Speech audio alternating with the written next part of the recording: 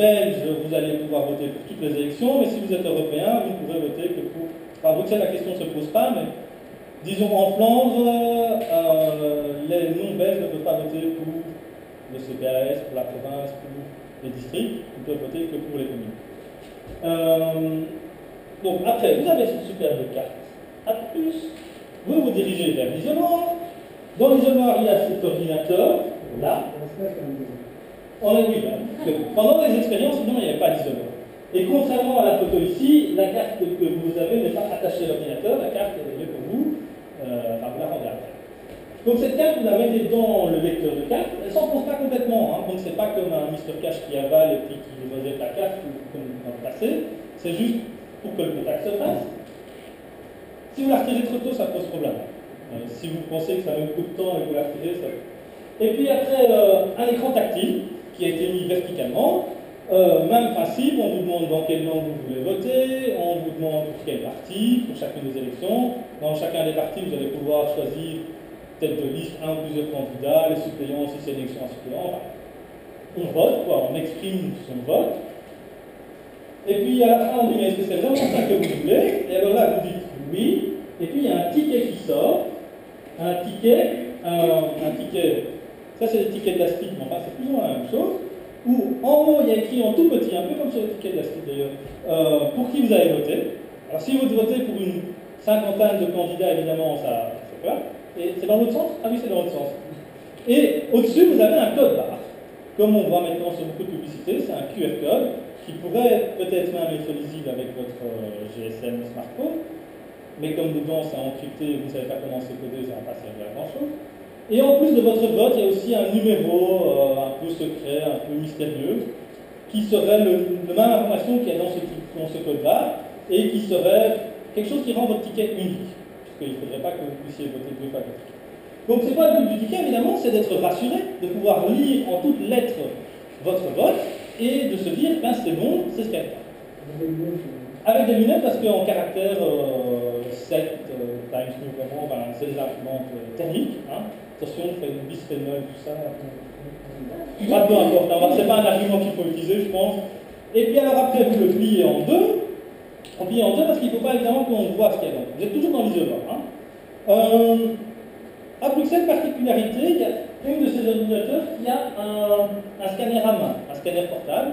Et normalement, si vous allez demander au président pour pouvoir aller vérifier, vous pourrez aller scanner votre bulletin et l'ordinateur vous affichera à l'écran normalement la même chose qu'il y a dans le code barre, la même chose qu'il y a écrit en texte, c'est-à-dire votre vote.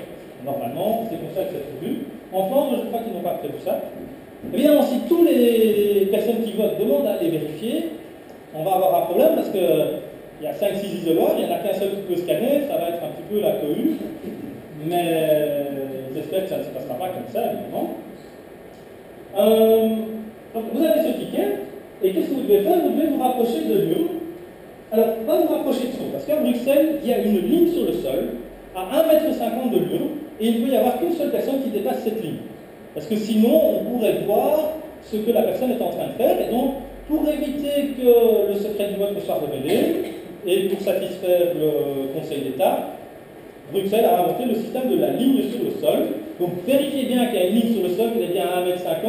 Plaignez-vous auprès du président du bureau si les règles ne sont pas respectées, que quelqu'un s'approche de vous pendant que vous êtes là avec votre ticket. Et nerveusement, vous allez ouvrir le ticket devant la petite vitre que vous voyez ici. Il y a tout qui allez voir tout ça parce que vous êtes protégé par ce paravent. Et là, vous allez scanner votre ticket. Si tout va bien, votre petite lumière verte, sur l'écran d'ordinateur du président, il y aura marqué « à voter » et ça veut dire que vous avez voté. Ça, il y a un bip aussi, peut-être. Si vous essayez 2 fois, normalement, la machine va refuser. Pas la peine d'essayer de voter 10 fois en repassant le truc. Normalement, il y a un numéro unique dans votre bulletin qui va faire que ça ne passera pas. Normalement. Et puis après, vous repliez le bulletin, parce que sinon quelqu'un pourrait voir, et là, vous le mettez dans l'urne qui est comme la petite boîte où vous pouvez mettre de l'argent pour soutenir tout là. C'est une urne, une boîte, complètement passive. Et à la fin de la journée, ils vont ouvrir cette boîte, le mettre dans un sac, mettre une CD sur le sac et dire ça c'est l'étiquette du bureau numéro 3 de Saint-Gilles. Si jamais, on sait qu'on peut ouvrir le paquet, et dans le paquet il y a normalement les tickets on va pouvoir les recompter si Si un juge a dit qu'il faut le recompter parce qu'un candidat s'est plaint et qu'il a estimé qu'effectivement il y avait des raisons de se plaindre, et alors on pourra peut-être recompter le ticket. Mais sinon, à part ça, le plus important pour l'ordinateur, c'est le code barre. C'est la seule chose qu'il va lire. Et puis l'une, qu'est-ce qu'elle va faire? Elle va compter le nombre de code barres, faire les totaux par partie, par candidat, et puis à la fin, il va sortir une clé USB. Grand progrès par rapport aux disquettes du système qu'on utilisait précédemment. Les disquettes, c'est très dur à trouver de nos jours. Cette fois-ci, c'est sur une clé USB. Donc il va y avoir des centaines de milliers de clés USB ensemble pour transporter les résultats de vote. Donc voilà, ça c'est un peu le système de vote électronique.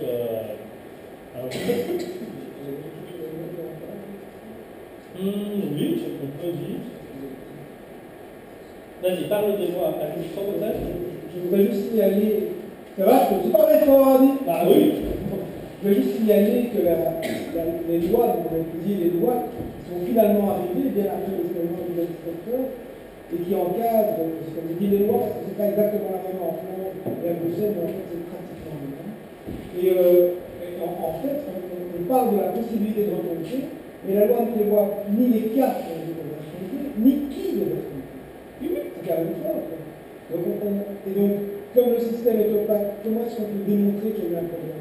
Moi, je fais partie ici, on est ici deux, on était trois en fait, à avoir intenté une action en justice en 2000, donc les élections communales il y a 12 ans.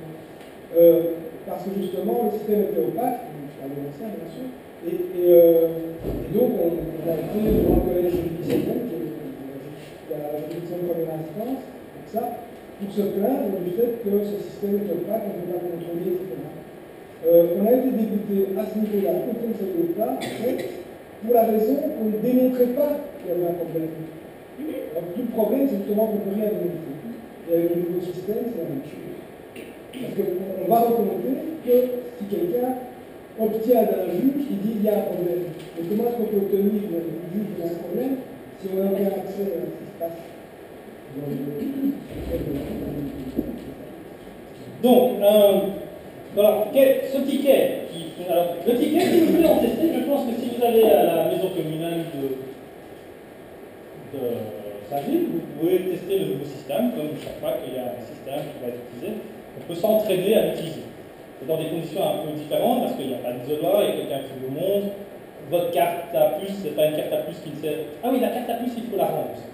Vous avez la carte à puce que vous avez oubliée dans l'ordinateur. En fait, il fallait la rendre parce qu'elle va servir pour quelqu'un d'autre. Comme ça, il n'y a qu'une trentaine de cartes à puce qui tournent. Donc, comme ça, vous pourrez tester le système et ça vous sort des beaux petits tickets comme ça. Donc, alors, le QR code, qui est comme un ancien code barre mais avec plus d'informations dedans, il est illisible. En tout cas, à l'œil nu, c'est dur de savoir ce qui est écrit dedans. Ça, c'est certain. Avec un smartphone, il y a moyen de décoder ce qui est écrit dedans. Mais ce qui est écrit dedans, c'est un petit peu du chinois, c'est un peu du binaire. On ne sait pas en faire grand-chose si on ne sait pas le format d'enregistrement dans ce QR code. Par exemple, le format d'enregistrement sur les cartes magnétiques, il était documenté dans le code du logiciel des élections, et ils expliquaient, voilà, première position, c'est pour dire si c'est un belge ou pas, deuxième position, c'est pour dire le numéro de parti. Là, le code là, on ne sait pas encore comment le lire, mais une dizaine, une quinzaine de jours après les élections, normalement, le code source des élections, les programmes seront publiés, et si les informaticiens veulent, ils pourront lire, et on pourra savoir comment c'est encodé là-dedans. Au départ, dans le projet Guillotine, il parlait d'encrypter le code barre. C'était une volonté du ministère de l'Intérieur, qui sans doute a été retirée par la suite. Alors, encrypter, ça veut dire qu'on ne sait le lire que si on a le code secret qui permet de le décrypter. Ce qui rend la chose, évidemment, encore moins transparente. Pourquoi est-ce qu'il fallait l'encrypter? Imaginez qu'un personnage connu en politique vienne voter, oublie de plier son billet, et que les caméras de télévision fassent un zoom sur le code barre, tout le monde pourrait savoir que Madame X a voté pour Monsieur Y. Et donc, pour éviter que le secret du vote ne soit dévoilé pour Madame X, ils ont voulu encrypter. Puis après, ils se sont dit que finalement, c'était quand même tellement encrypté qu'on ne pouvait pas avoir ça à distance, même en Full HD. Donc, je pense que ça ne sera pas encrypté, mais enfin, peu importe. De toute manière, pour le citoyen, c'est totalement easy. C'est écrit tout petit, donc il y a beaucoup de gens qui vont avoir du mal à relire. Il faut bien comprendre que pour qu'un système comme ça fonctionne, il faut que tout le monde ait relu le ticket. Parce que sinon, il n'y a que 10% des gens qui relisent le ticket, bah, si fraude ou erreur il y a eu, si un bug malentendu